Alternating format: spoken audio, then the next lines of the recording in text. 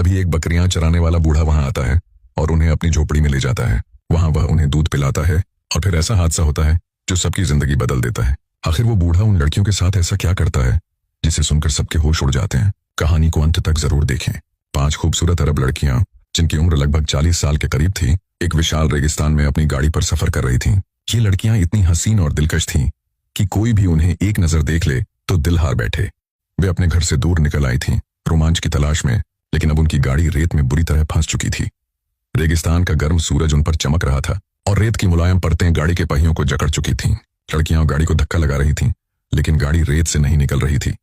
अरे जरा जोर लगाओ, एक लड़की जिसका नाम फातिमा था ने चिल्लाकर कहा। वे सब मिलकर गाड़ी को धक्का लगा रही थीं। उनके हाथ रेत से भर गए थे और पसीना उनके चेहरों से टपक रहा था। दूसरी लड़की लैला ने अपने बाल पीछे किए और जोर से धक्का लगाया, लेकिन गाड़ी टस से मस नहीं हुई। ये तो बिल्कुल फंस गई है। तीसरी लड़की आमिना ने मायूसी से कहा। चौथी जैनब और 5वीं सारा भी थककर हाँफ रही थीं।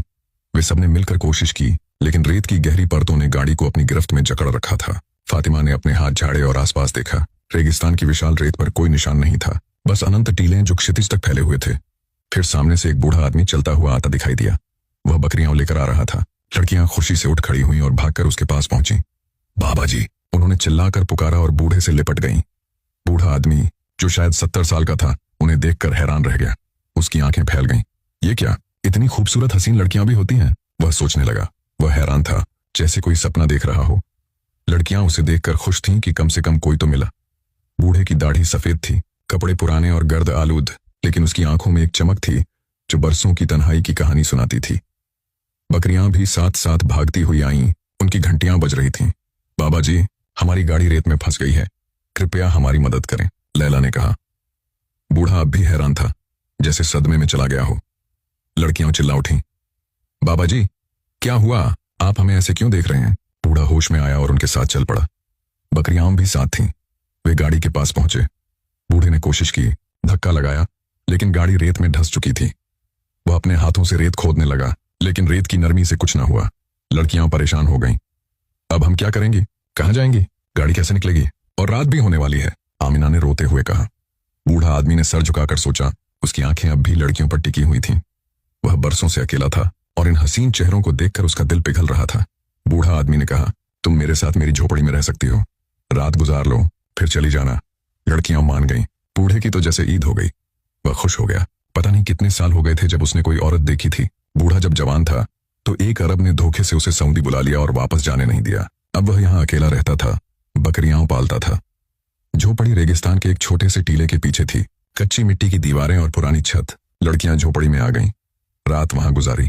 बूढ़ा कोने में बैठा उन्हें देखता रहा। बहाने से उनके पास जाता, कभी उठकर उनके पास बैठ जाता। लड़कियां सो रही थीं, बूढ़ा प्यार से देखता। कभी उनके बालों में हाथ फेरता और कहता, इतनी खूबसूरत हसीन लड़कियां भी होती हैं, और इतने प्यारे रेशम जैसे बाल। बूढ़ा आदमी जैसे दिल हार बैठा था। वह बकरियों का दूध निकाल कर लाया और लड़कियों को दिया।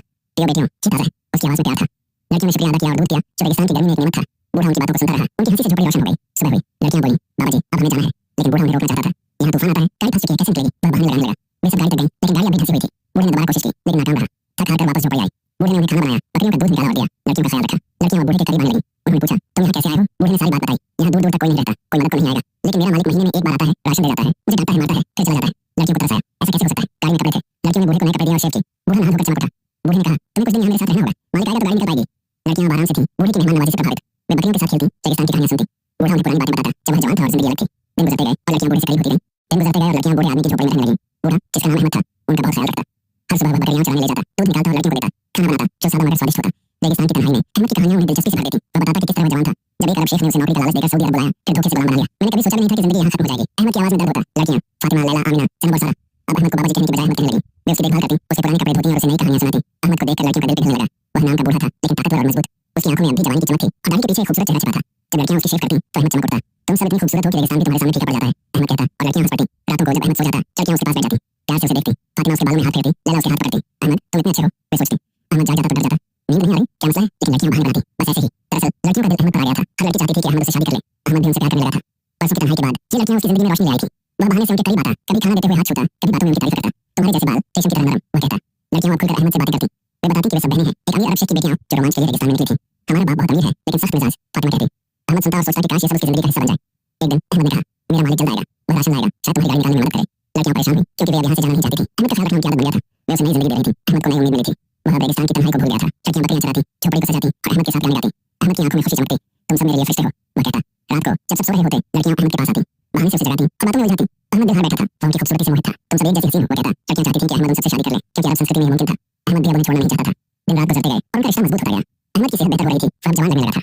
लड़कियां उसे खाना खिलाती, दूध पिलाती और प्यार करती। आखिरकार एक दिन दूर से गाड़ी की आवाज आई। अहमद का मालिक आ रहा था। लड़कियां घबरा गईं। अब क्या होगा, वे सोचती। मालिक जो एक अमीर शेख था, झोपड़ी के पास पहुंचा। वह राशन उतार रहा था जब उसने अपनी बेटियों को देखा। फातिमा, सैला, अमीना, जैनब, सारा। वह हैरान रह गया। खुशी से भागकर उन्हें गले लगा लिया। तुम यहाँ कैसे? लड़कियों ने सारी कहानी सुनाई कि किस तरह गाड़ी फंसी। अहमद ने मदद की, उनका ख्याल रखा। शेख ने अहमद को देखा जो चमक रहा था। तुमने मेरी बेटियों की जान बचाई। शेख ने अहमद का शुक्रिया अदा किया। शेख ने अहमद से कहा, तुमने मेरी बेटियों की देखभाल की, उनकी हिफाजत की। मैं तुम्हारा शुक्रगुजार हूँ। अहमद ने सर झुका लिया। यह तो मेरा फर्ज था मालिक। शेख ने अहमद को देखा जो अब नए कपड़ों में चमक रहा था। लड़कियां खुश थीं, लेकिन उनके चेहरों पर एक फिक्र थी। शेख ने पूछा, अहमद तुम यहाँ कैसे पहुंचे? अहमद ने सारी कहानी सुनाई कि किस तरह शेख ने ही उसे धोखे से बुलाया था और गुलाम बना लिया था। शेख को याद आया ये वही जवान था जिसे उसने बरसों पहले लाया था। शेख का चेहरा शर्म से लाल हो गया। मुझे माफ कर दो अहमद, मैंने तुम्हारे साथ गलत किया। तुम अब आजाद हो। अहमद हैरान रह गया। बरसों की गुलामी अब खत्म हो रही थी। लड़कियां खुशी से चिल्ला उठी। फातिमा ने कहा, अब्बा, अहमद ने न सिर्फ हमारी मदद की बल्कि हमारा दिल जीत लिया। हम सब अहमद से शादी करना चाहते हैं। शेख गुस्से से चिल्ला उठा, ये क्या बकवास है? तुम एक बुरे आदमी से शादी करना चाहते हो? ये नहीं हो सकता। उसकी आवाज रेगिस्तान में गूंज उठी। अहमद पास खड़ा हैरान और डरा हुआ था। ये लड़कियों ने क्या कह दिया? वह सोच रहा था। दिल ही दिल में खुश भी था क्योंकि वह इन लड़कियों से प्यार करने लगा था, खासतौर पर फातिमा से जो हर रात उसके पास आती, उसके पैर दबाती और प्यार भरी बातें करती। फातिमा की आंखें उसे हमेशा सुकून देती। उसकी मुस्कान उसकी तन्हाई को भुला देती थी। अहमद सोच रहा था काश ये ख्वाब सच हो जाए, लेकिन शेख कभी मानेगा। लड़कियां अपने बाप के सामने खड़ी हो गईं। लैला बोली, अब्बा, अहमद बूढ़ा नहीं, दिल का जवान है। उसने हमें प्यार दिया, ख्याल रखा, हम उसके बिना नहीं रह सकती। आमीना ने कहा, हमारे लिए वह फरिश्ता है।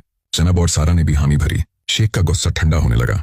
वह अपनी बेटियों के चेहरों पर देख रहा था कि वे गंभीर हैं। बरसों से वह सख्त मिजाज था, लेकिन बेटियों की खुशी उसके लिए सबसे अहम थी। आखिरकार शेख अपनी बेटियों के आगे हार गया।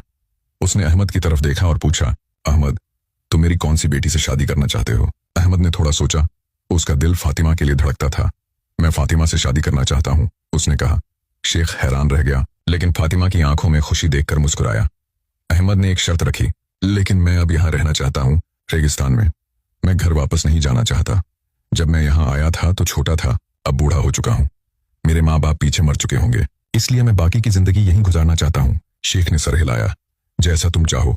वहीं रेगिस्तान में शेख ने तुरंत शादी का इंतजाम किया। अहमद और फातिमा की शादी हो गई। शेख ने अहमद को देखा और कहा, आज से ये सारी बकरियां और ये झोपड़ी, ये सब माल दौलत तुम्हारा है।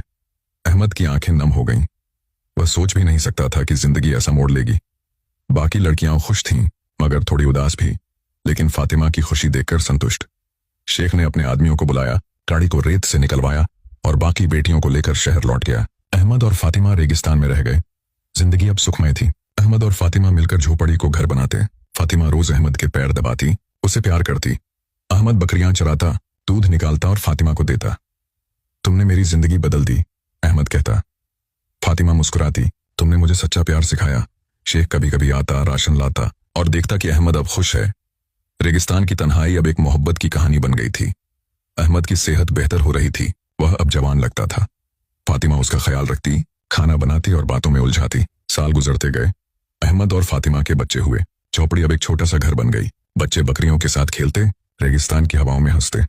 अहमद कभी कभी शेख के पास जाता, लेकिन वापस रेगिस्तान लौट आता। यहाँ मेरी जन्नत है, वह कहता। फातिमा अब भी उतनी ही हसीन थी और अहमद उसे देखकर हर बार दिल हार बैठता। शेख बूढ़ा हो चुका था, लेकिन संतुष्ट कि उसने अपनी गलती की तस्लीम कर ली थी। कहानी खत्म हुई, खुशी और प्यार के साथ। रेगिस्तान की रेत अब भी बह रही थी, लेकिन अहमद की जिंदगी अब मोहब्बत की नदी थी। बाकी बहनें शहर में खुश थीं और कभी कभी रेगिस्तान आतीं अहमद और फातिमा से मिलने। जिंदगी के मोड़ों ने सबको खुश कर दिया। ये कहानी हमें सिखाती है कि अच्छाई कभी व्यर्थ नहीं जाती। अगर इंसान दिल से और सच्चे इरादे से किसी की मदद करे तो एक दिन वही अच्छाई किसी न किसी रूप में लौट कर आती है। अहमद ने बिना किसी स्वार्थ के लड़कियों की मदद की और उसी ने उसे सम्मान, प्यार और सुकून से भरी जिंदगी दी।